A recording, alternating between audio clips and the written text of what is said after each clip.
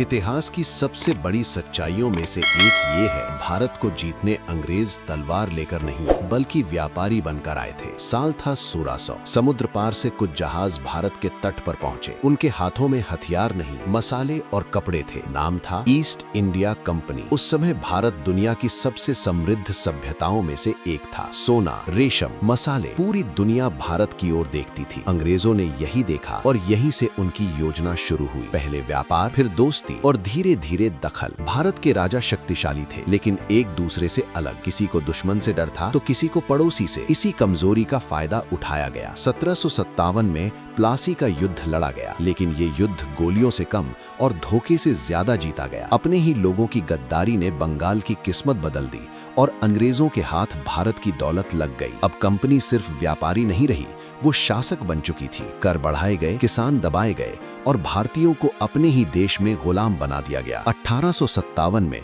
आखिरकार चिंगारी भड़की। सैनिक, किसान, आम लोग सब उठ खड़े हुए, लेकिन तब तक बहुत देर हो चुकी थी। कंपनी तो चली गई, पर सत्ता सीधे ब्रिटिश सरकार के हाथ में चली गई। अंग्रेज भारत इसलिए नहीं जीत पाए क्योंकि वे ज्यादा ताकतवर थे, बल्कि इसलिए क्योंकि भारत उस समय एक नहीं था। इतिहास सिर्फ बीता हुआ कल नहीं होता, ये आने वाले कल की चेतावनी होता है। अगर हम बटे रहे तो कोई भी हमें जीत सकता है।